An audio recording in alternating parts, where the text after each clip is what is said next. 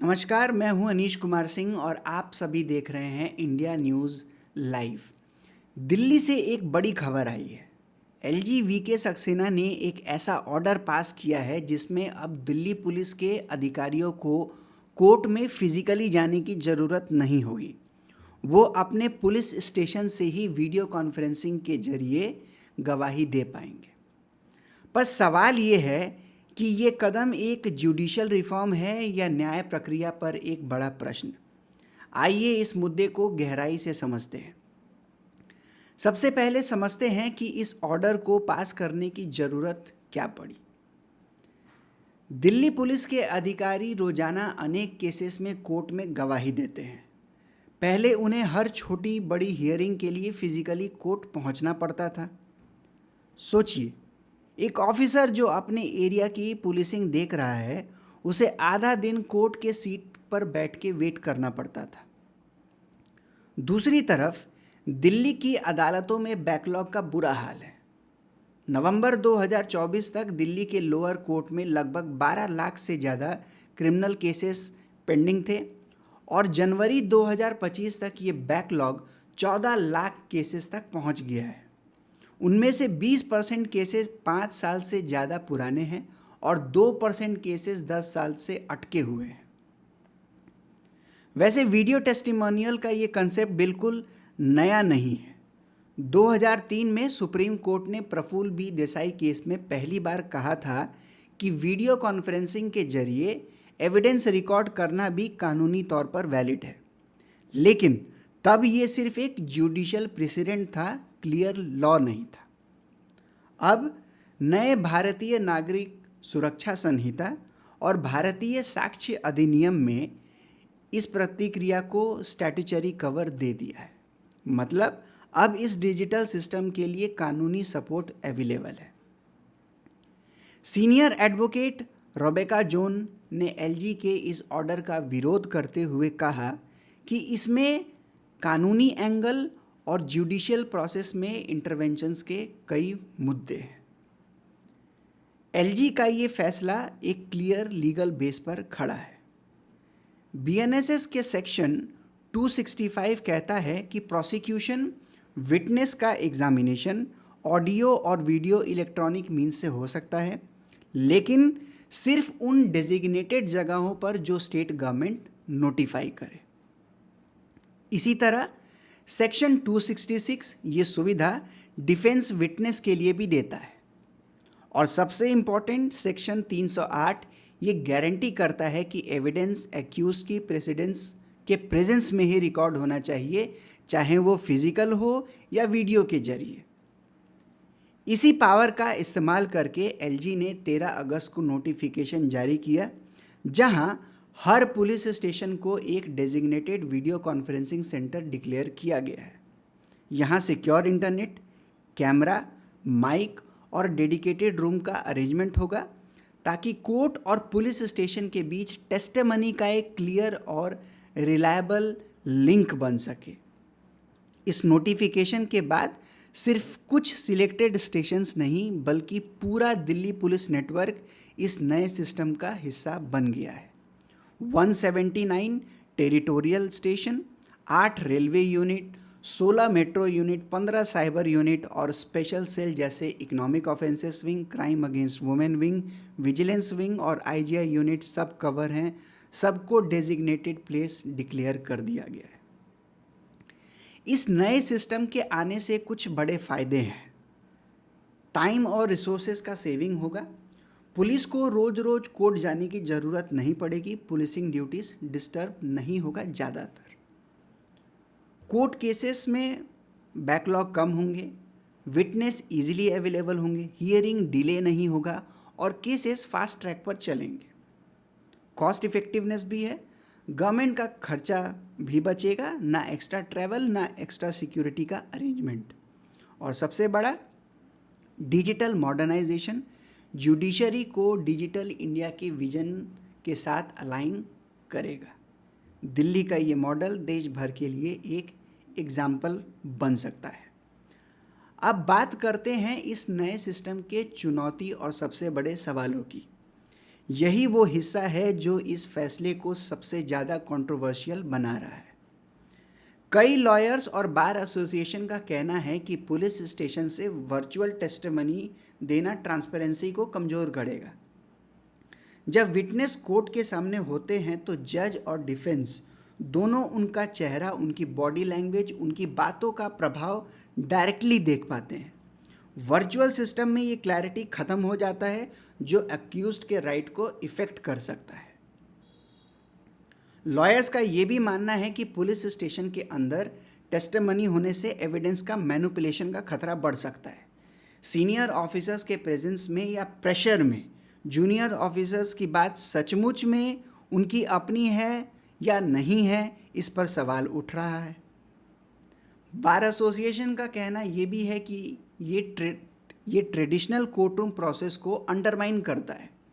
Courtroom की sanctity जो एक न्यूट्रल और ट्रांसपेरेंट इन्वायरमेंट देती है, अब पुलिस स्टेशन के कंट्रोल इन्वायरमेंट में शिफ्ट हो जाएगी। इसलिए जुडिशियल स्क्रूटनी का पावर कम हो सकता है। सुप्रीम कोर्ट बार एसोसिएशन ने इस नोटिफिकेशन को आर्बिट्ररी, अनलॉफुल और नेचुरल जस्टिस के खिलाफ बताया है। उनका कहना है कि ये कदम न सिर्फ जुडिशियल प्रोसेस की सैंक्टिटी को कम करता है बल्कि उसे कॉम्प्रोमाइज़ भी करता है। उन्होंने ये भी कहा कि ये मेजर जुडिशरी के इंडिपेंडेंस और जस्टिस के फेयर एडमिनिस्ट्रेशन को डायरेक्टली अफेक्ट करेगा, जो पब्लिक इंटरेस्ट के खिलाफ है। और सिर्फ सुप्रीम कोर्ट बार एसोसिएशन ही नहीं बल्कि Delhi High Court Bar Association और coordination committee of all district bar court association ने भी इस पर तीखी प्रतिक्रिया दिया है। उनका कहना है कि ये नोटिफिकेशन जुडिशियल प्रोसेस की क्रेडिबिलिटी को डैमेज करेगा और एक्यूज्ड के लिए न्याय पाना संभव को कम के संभावना को कम करेगा।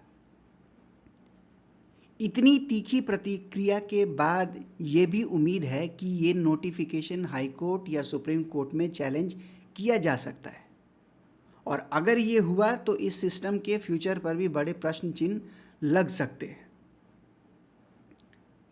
अब समझते हैं इस ऑर्डर के सबसे सेंसिटिव मुद्दे को, यानी कि फेयर ट्रायल को। भारतीय कानून का एक बेसिक प्रिंसिपल है, न्याय सिर्फ दिया ना जाए बल्कि दिया हुआ दिखना भी चाहिए, और ये प्रिंसिपल हर क्रिमिनल केस में इक्वली लागू होता है। फेयर ट्रायल का मतलब होता है कि अक्यूज्ड, विक्टिम और प्रोसिक्यूशन सबको इक्वल और ट्रांसपेरेंट प्लेटफॉर्म मिले जहां सच सामने आ सके। अब वीडियो टेस्टिमनी के कॉन्टेक्स्ट में कुछ खास कंसर्न्स उठ रहे हैं। क्रॉस एग्जामिनेशन की क्वालिटी। कोर्ट में जब विटनेस फिजिकली होते हैं तो डिफेंस लॉयर उनका चेहरा, उनकी बॉडी लैंग्वेज, उनकी हेजिटेशन सब कुछ ऑब्जर्व कर पाते हैं। वीडियो के जरिए ये छोटे छोटे क्लू कभी कभी मिस हो जाते हैं, और अगर क्रॉस एग्जामिनेशन के दौरान वीडियो या ऑडियो में डिसरप्शन हो तो सवालों का फ्लो टूट जाता है, जो सच समझाने में दिक्कत पैदा करता है। इन्फ्लुएंस और प्रेशर का खौफ, जो हमने पहले भी जाना।